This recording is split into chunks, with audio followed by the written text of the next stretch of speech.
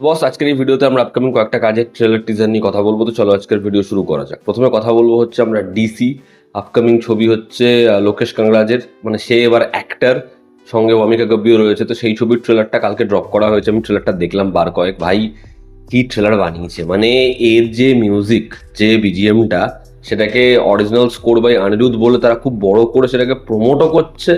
এবং অনিরুদ্ধ ভাই শেখে দিয়েছে ভাই, দারুণ বানিয়েছে, দারুণ। মানে এই স্কোরটা শোনার জন্য এই ট্রেলারটা বারংবার দেখা যায়। আর লোকেশ সলিড লাগছে। ওয়ামিকা গাব্বি তার পরপর কাজ আসছে, কিন্তু ওয়ামিকা ভালো একজন অ্যাক্ট্রেস। এখানে দেখতে ওয়ামিকাকে যেরকম লাগছে সেরকম তার পারফরমেন্স, অ্যাকশন কি পারফর্ম করেছে দুজন। তো এখানে এই দুজন, যেখানে দুজনই জানে না দুজনের গন্তব্য কোথায়। একজনের পরিবার কলকাতাতে, কিন্তু তার সেখানে ফিরে যাওয়ার নেই। এবার এই গল্পটা এমন একটা টেক হতে পারে দেবদাসে, যেখানে হচ্ছে যে চন্দ্রমুখী এবং যে দেবদাস, যদি তাদের প্রেম কথা এগোতো তাহলে কি কি হার্ডলস আসতো এবং সেটা কি সম্পন্ন হতো। যদি দেব ভালোবাসতো চন্দ্রমুখীকে তাহলে কি হতো। এবার এখানে এই দুজনের হাত ধরে দুটো মার্ডার হচ্ছে। একজন পুলিশ অফিসারকে মারছে লোকেশের ক্যারেক্টারটা, এবং একজন ডাক্তারকে মারছে লোকেশকে বাঁচানোর জন্য। এবার একটা ফোর্স এদের পিছনে পড়ে যাচ্ছে, যেখানে দেবা অলরেডি হচ্ছে মোস্ট ওয়ান্টেড। এবার দুজন একে অপরকে বাঁচানোর জন্য কত দূর যাচ্ছে, আলটিমেটলি এটা করছে কি, এই নিয়েই ছবির গল্প। যেরকম ভিজুয়ালস, যেরকম ল্যান্ডস্কেপ, যেরকম প্রত্যেকটা ফ্রেম। একটা জায়গা রয়েছে যেখানে লোকেশকে সবাই ধরে রয়েছে, সে চিৎকার করছে।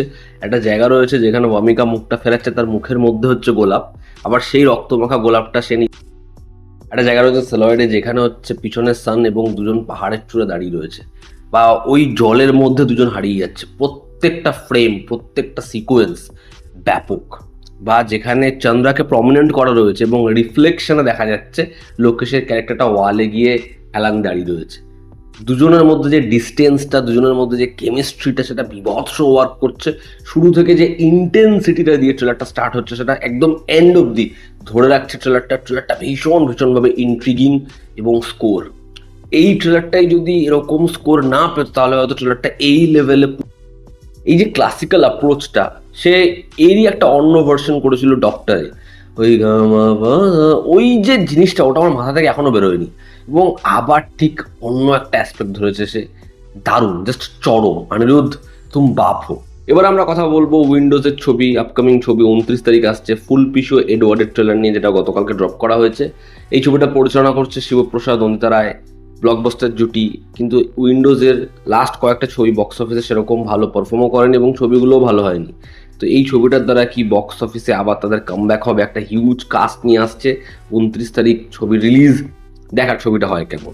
এই ট্রেলারটা আমার জন্য মোটামুটি ঠিকঠাক লেগেছে। আমার ট্রেলারটা আমার খুব ভালো বা ব্যাপক লাগেনি, বা যে আমি বলে দেবো হলপ করে ভালোও লেগেছে, এমন রিয়াকশন আমার তরফ থেকে নেই। তার কারণ হচ্ছে এখানে বহু জিনিসপত্র এমনভাবেই হচ্ছে, ক্যারেক্টার্সরা এমন অ্যাপ্রোচই রাখছে যেটা একটু লাউড, যেটা অতি নাটকীয় মনে হচ্ছে, যে কারণে আমার জন্য পুরো বিষয়টা ওয়ার্ক করেনি সেরকমভাবে। এখানে অর্জুন চক্রবর্তীর যে ক্যারেক্টার, যে জমিদার এবং তার এর আগে দুটো বিয়ে হয়ে গেছে, সে চায় তার ওয়াইফ তাকে কিডনি দিক, না হলে তার বংশটাকে এগিয়ে নিয়ে যাক। তার বর্তমান স্ত্রী রাইমা সেন, যে শারীরিকভাবে অক্ষম, যে কারণে সে রাইমা সেনের যে ক্যারেক্টার, তারই বোনকে বিয়ে করছে।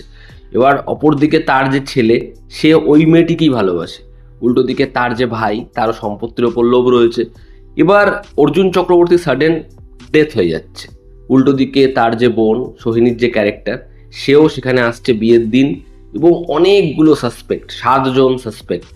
এবার যখন ইনভেস্টিগেশন শুরু হচ্ছে, রজতব দত্ত আসছে, সে কার ওপর সব থেকে বেশি সন্দেহ রাখছে এবং আলটিমেটলি এই ছবিতে ক্রাইমটা ঘটাচ্ছে কে। আর অর্জুন চক্রবর্তীর যে ক্যারেক্টার, সে কি সত্যিই মারা গেছে, না তার যে আত্মা সেই বাড়িতে ফিরে আসবে। এই নিয়ে হচ্ছে পুরো সেট আপ, এই নিয়ে হচ্ছে পুরো ট্রেলারের বিল্ড আপ। প্রত্যেকটা ক্যারেক্টার, প্রত্যেকটা আলাদা করে মোটিভ আছে।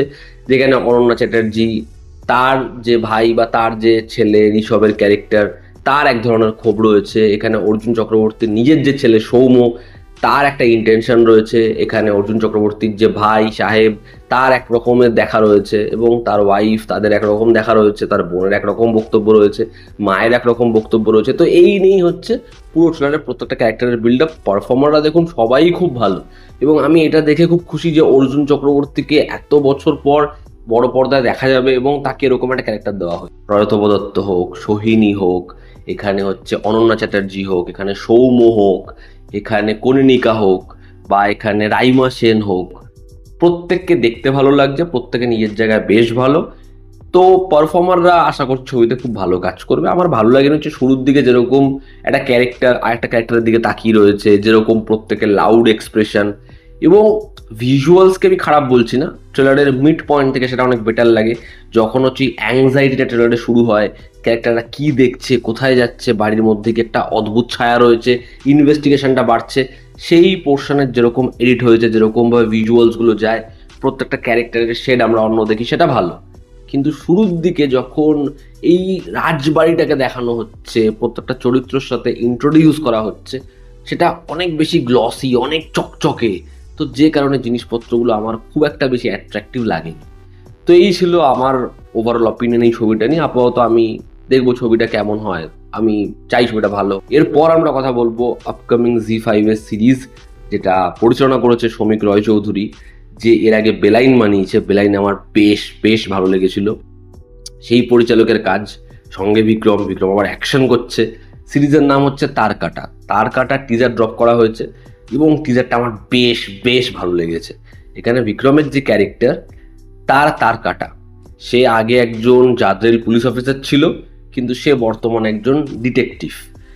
এবার তার যেরকম গায়ে শক্তি রয়েছে, সেরকম তার শার্প মেমোরিও রয়েছে, কিন্তু সে সাসপেন্ডেড, বা তার হয়তো কোনো একটা অ্যাক্সিডেন্টে বা তার সাথে এমন কিছু ঘটে যার জন্য তার পার্টিকুলার স্মৃতিশক্তি নিয়ে একটা বড় ইস্যু রয়েছে, বা তার নিজের অ্যাবিলিটি সম্পর্কে তার পুরোপুরি ধারণা নেই। এবার যখন সে পার্টিকুলার একটা কেস থেকে নিজের পাস্ট কানেক্ট করে মেবি কোনো একটা বড় সংগঠনের হার্ডেলস হচ্ছে, তখন এখানে মিয়াং চ্যাং এর যে ক্যারেক্টার, সে ফিরছে। এবার প্রোটাগনিস্ট ভার্সেস অ্যান্টাগনিস্ট, এই নিয়েই হচ্ছে মেবি এই সিরিজ। এবার শুরুতে যেরকমভাবে এই ক্যারেক্টারের ইন্ট্রোডাকশনটা রাখা হয়েছে, যেরকম প্রত্যেকটা সিকোয়েন্সকে চপ করা হয়েছে, যেরকম সেটার সাথে ব্যাকগ্রাউন্ড স্কোর, যেরকম অ্যাকশন, যেরকম শর্টগান নিয়ে ক্যারেক্টারটা স্টাইলিশ শার্প, দেখতে ভালো লাগছে। এবং বিক্রম, আমি বিক্রমের থেকে সত্যি অ্যাকশন দেখতে চাই। আমার মনে হয় বিক্রমের মধ্যে ভীষণ পোটেনশিয়াল রয়েছে, এবং সে যখন অ্যাকশন করে জিনিসটা ভালো হয়। দেখার এই সিরিজটা হয় কেমন, ডিরেক্টরের ওপর আলাদা করে ভরসা রয়েছে। তো আশা করছি কাজটা সলিড হতে পারে, দেখার কাজটা হয় কেমন। তো এই ছিল আপকামিং এই কাজের ট্রেলার টিজার নিয়ে আমার ওপিনিয়ন। তোমরা যারা দেখেছো, তোমাদের কিরকম লেগেছে জানিও। জানো তো আমাদের পাশে আছে, আবার দেখা হচ্ছে। Take care.